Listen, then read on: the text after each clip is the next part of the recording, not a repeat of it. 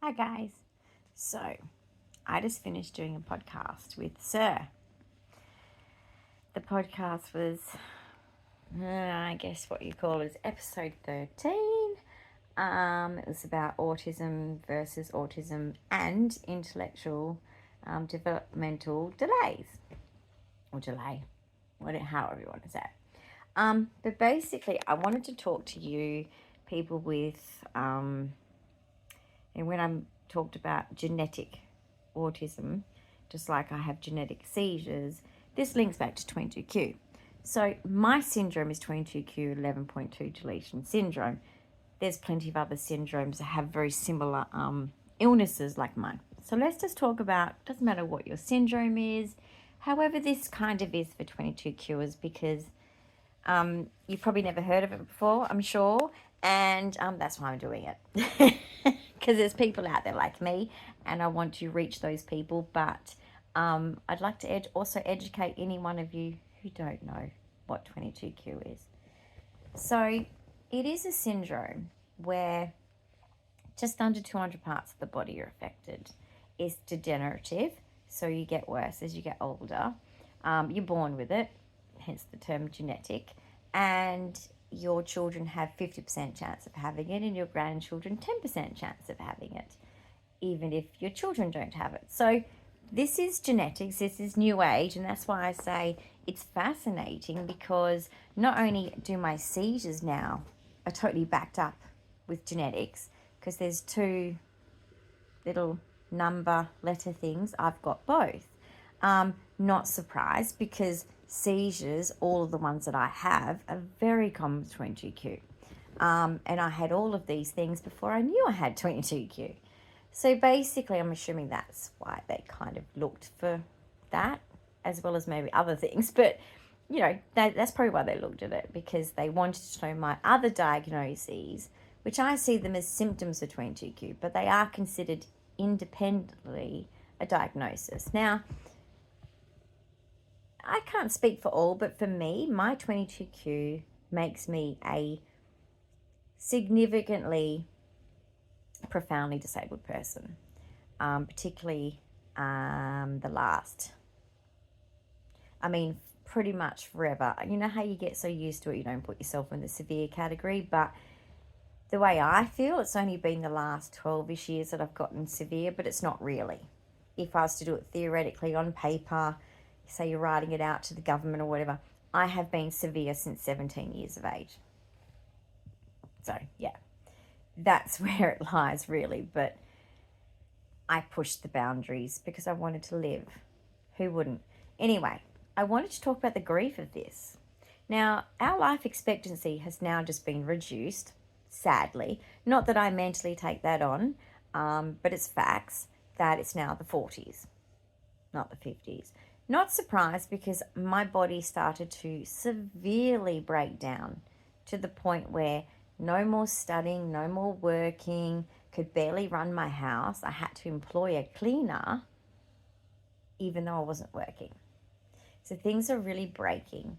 Things are really going downhill. And I just wanted to talk about that grief, because it's real. I'm now at the stage where, and genetic epilepsy, guys, is the most dangerous form. So please don't forget that. Yes, all epilepsy is dangerous. I don't disagree. But I'm just saying, genetic epilepsy is nasty. It's horrible. And many people and families suffer this, okay? And it's new research. So let's hope that's a good thing, because now that we can pinpoint a few things in DNA, it means that sometimes we can fix things. That's a good thing. But anyway, I also have what you would now consider genetic autism. I have a syndrome that's proof of my autism. That's going to become more of a thing. But I want to talk about the grief. It's very hard to not only get sick and profoundly disabled where people forget about you. And trust me, when you think that that's could never happen to you because, oh, but you've got these kind of friends and all that. Your friends still love you. I'm not saying that. But disability makes people walk away. It does. And the more severe, the more are going to walk away. The less time they'll spend with you, to the point where when you're as severe as me, they're just non-existent, unless they themselves have a battle of something similar to you that maybe you'll connect on, right? So I always value that I have had friends, and very fond memories of great moments from childhood through to whenever it was last being able to be social, until I got too sick. It's very hard to enjoy social things. It's a bit like, let's say if you're a healthy person and you're not physically disabled, you got the worst flu. It's your worst day of the flu. Or you just have that, you're having a bad day of that flu. And someone says, come to the fancy dress party, it's going to be great. And you normally would be like, oh yeah, fancy dress parties, love it. I'm just saying it because I do. You wouldn't go because you're not feeling well. That's me. So I let people down, right? And I get it. I used to be healthier. I get it. No one wants to be like, oh, you can't come again. I get it. I get both sides. That's what sucks about being intelligent. When you actually can see the other person's standpoint because you've studied it so hard and you've really dug deep to really understand how others perceive things, it hurts because you can't blame them, because you get it. You just get it, right? But to all you 22qers, for someone who's turning 50, and you just look at every day, you wake up and you go, yeah, I'm glad I woke up.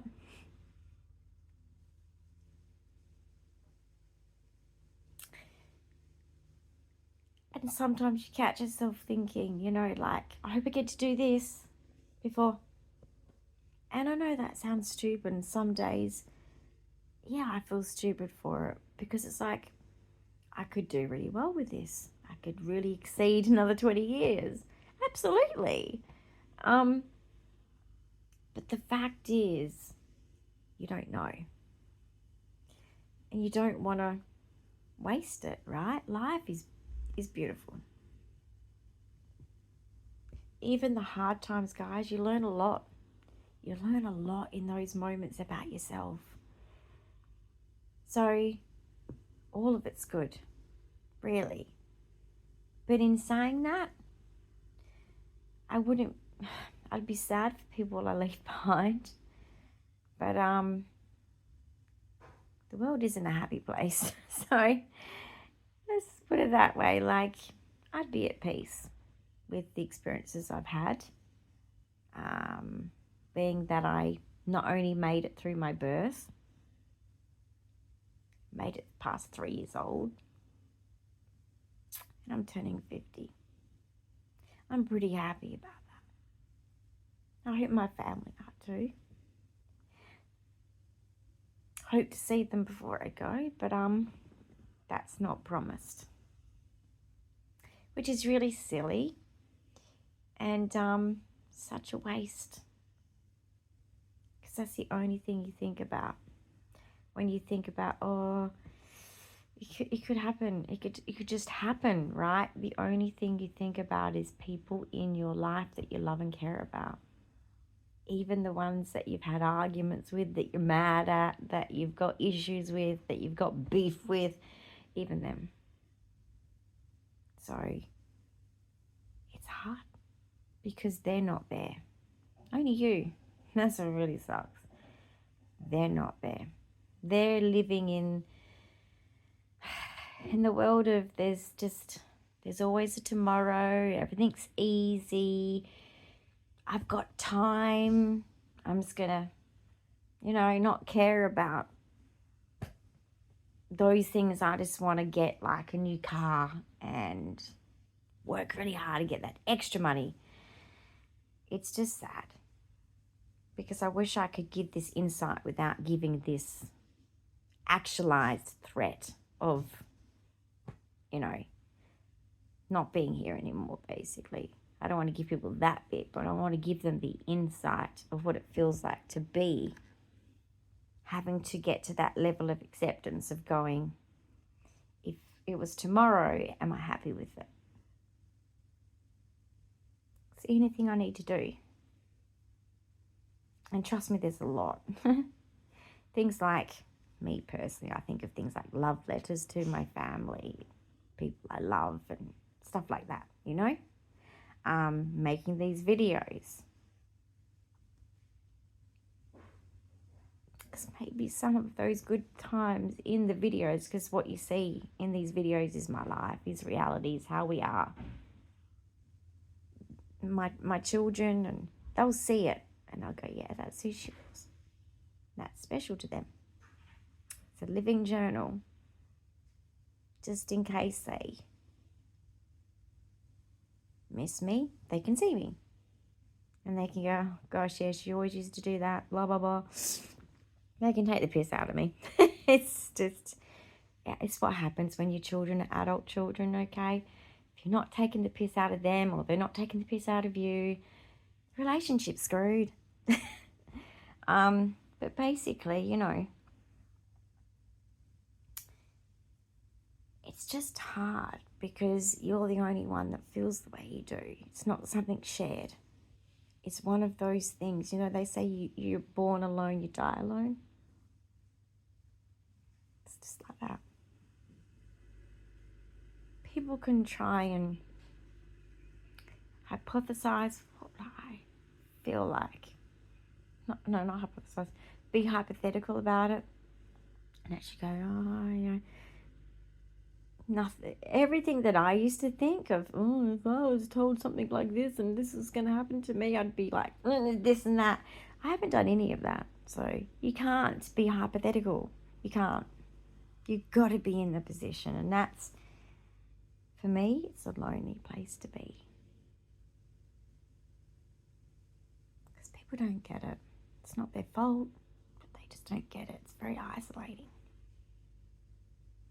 And having a rare syndrome, as much as I said, yes, it is common, as it is Down syndrome, it's equal stats. It's not like I get to hang out with 22qers, right? And talk about this. I don't. If you have cancer, you've got support groups. There isn't one for this.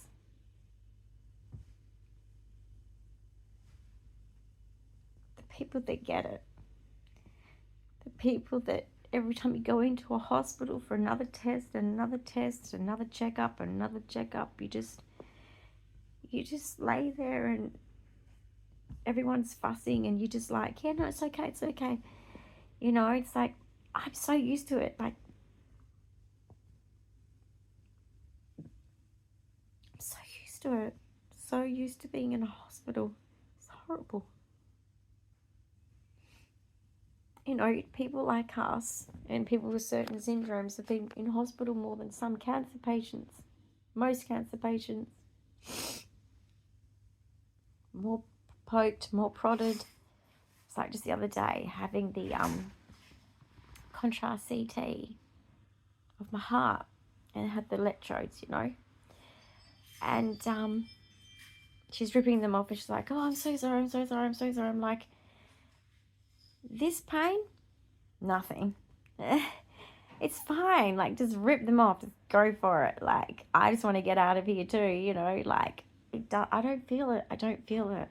Same when the needle goes in. I'm saying to Matt on the way home, I'm sick of them saying, it's just going to be a little bit of a prick. It's going to be a little bit sore, but I'm just like, you think that hurts? I've suffered pain my whole life since the day I was born. That's not pain to me. That's nothing. It doesn't have an effect on me. I'm used to it. I have a needle in my arm at least every fortnight.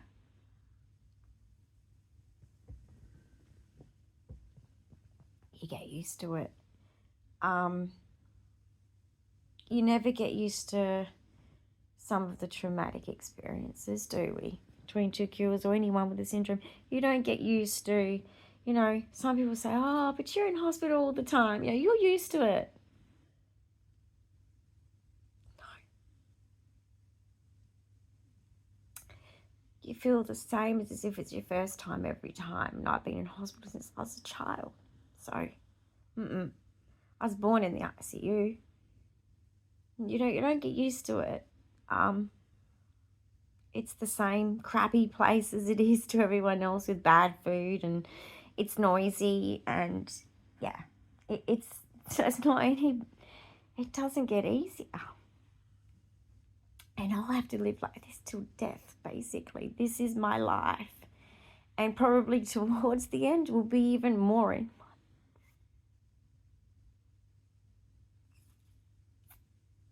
So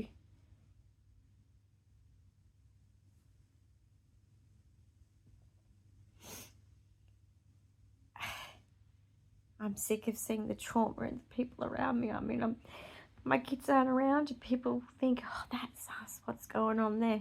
They're traumatized. My children have a very sick mum who they didn't know was this sick. That's scary for them. And with how close I am with my sons, heart to heart, I get it, why they don't want to be around me. It's too hard, guys. And I know you might not understand that, but maybe we're a neurodivergent family and that's why. It's just too hard. And I respect that for them. I respect that for them 100%. The people I loved, when they got so sick, I found it very hard. And it comes across as aloof and selfish and nasty, but it's not. It's just, it's pain. It's fear. They're my sons, they're my babies. I'm their mum. I'm supposed to be superhuman. And I've given them this risk factor, and that's hard. Especially when you find out when your children are adults, not when before you've made a decision to have children. It's not the same. So, and I look at Sir's eyes when he talks about, at the moment through the AAT, and we'll get the medical oxygen, but it's just in Australia, it's a drama for everyone who needs it. But every time he has to explain, oh, but I've had to do this and I've had to do that, the tears. And I'm like, I forget all the time. I'm so stuck in my own pain and suffering that, guys, he's traumatized. You have no idea what some families have to deal with. I know there's a lot about medical mamas, but medical partners, and I know there's not enough of them. So many men particularly just walk away, okay? But I'm telling you, they're traumatized. It's very hard.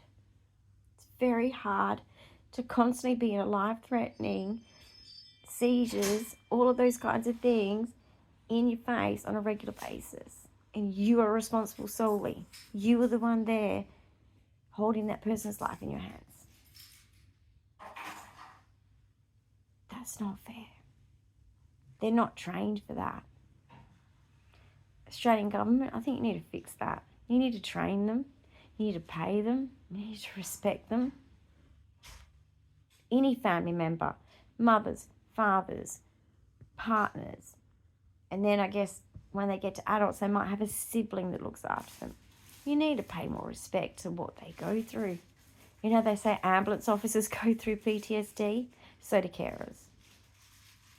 So do I. So I just wanted to say, shouting out to all of you that have a profound disability, high risk factors, constant medical in your life, being judged for it, excluded from society. Like I said, it's not always intentional, but it just is. People just don't hang around sick people. Even if I consider myself fun. It just doesn't, people just don't, including family. And they all have their reasons, and I know that people might judge that, oh, you know, you have to step up, and I get you. I get you. Like, I absolutely get you. There's moments where I'm like, where the hell are my sons? I gave them life. But I just look at the side of maybe it's just a little too hard in their heart because that's their mum. And they've seen enough, and they've been traumatized enough. I just, like I said before, it sucks being intelligent and knowing so much and studying so much about humans, because I just understand how other people feel and why. And I just get it. And that's why I let them off the hook, guys. I'm sorry. And they're my kids. They're my kids. They'll always be perfect to me because they're mine. Well, I have to share them apparently, but you know, whatever. They're mine. I'm mum. But anyway, just wanted to share some grief chats for people that this is how you live. This is how you live.